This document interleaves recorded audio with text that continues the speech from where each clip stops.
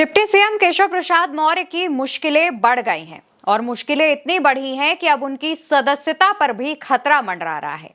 जी हां, deputy CM Keshav Prasad Maurya से जुड़ी एक बहुत बड़ी खबर सामने आ रही है।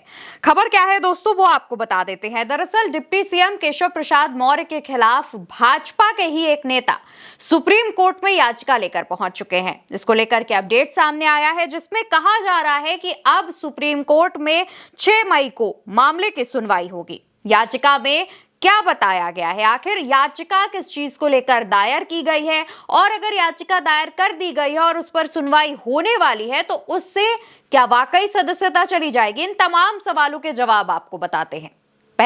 सबसे पहले बात कर लेते हैं कि याचिका में क्या लिखा है।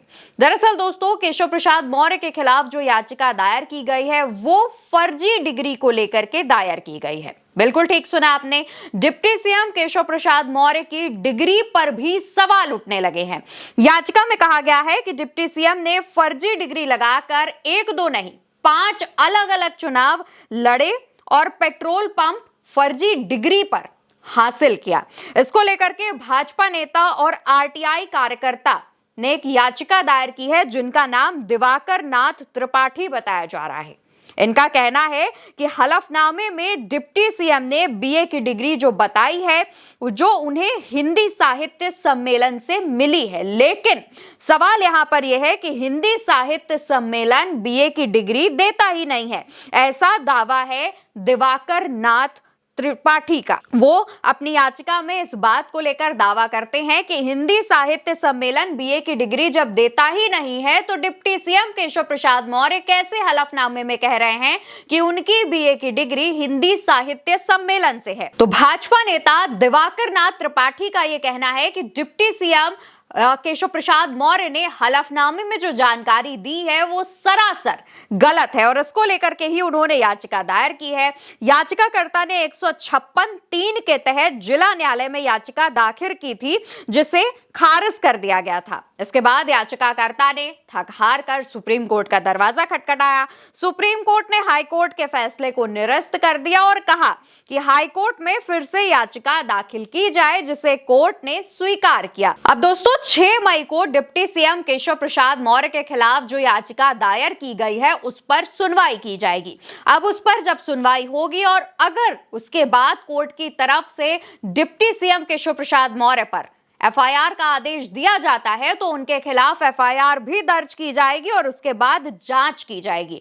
और अगर जांच में ये आरोप सही साबित होते हैं, ये जो आरोप है वो सिद्ध हो जाते हैं, तो केशव प्रसाद मौर्य की मुश्किलें बढ़ जाएंगी और उनकी विधान परिषद की सदस्यता भी जा सकती है। दोस्तों सोचिए किस तरीके से डिप्टी सीएम केशव प्रसाद मौर्य की मुश्किलें एक के बाद एक बढ़ रही हैं। अगर आप हाल फिलहाल की बात करें तो डिप्टी सीएम केशव प्रसाद मौर्य को लेकर के यूपी में एक नैरेटिव गढ़ने की कोशिश की जा रही थी। तमाम भाजपा के विधायकों के बयान सामने आ रहे थे, जिसमें कहा जा रहा था कि योगी आदित्यनाथ दिल्ली चले जाएं और डिप्टी सीएम केशव प्रसाद मौर्य मुख्यमंत्री बनकर उत्तर प्रदेश की गद्दी संभालें। इसको लेकर के तमाम बयान सामने आ रहे थे। कहा जा रहा था कि ये बयान किसी से दिलवाए जा रहे हैं, मतलब किसी को फोर्स करके, विधायकों को फोर्स करके ये बयान जबरदस्ती दिलवाए जा रहे हैं, जिससे एक मैसेज जा रहा हो। कुछ दिनों पहले ये बयान सामने आते हैं और उसके ही कुछ दिनों बाद खबर सामने आ जाती है कि डिप्टी सीएम केशव प्रसाद मौर्य के खिलाफ सुप्रीम कोर्ट एक याचिका पहुंची है, जिसकी सुनवाई भी 6 मई को होगी। और उस याचिका में इतना खतरा है कि अगर उसके आरोप सिद्ध हो जाते हैं तो डिप्टी सीएम केशव प्रसाद मौर्य की सदस्यता भी जा सकती है। सदस्यता जाएगी तो कुर्सी भी हाथ से जाने का खतरा है।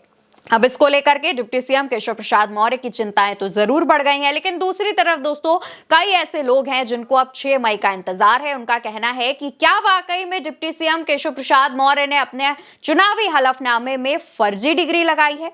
और वैसे भी भाजपा के तमाम नेताओं पर फर्जी डिग्री होने का आरोप लगता रहा है। यह कोई पहली बात नहीं है या कोई नई बात नहीं है।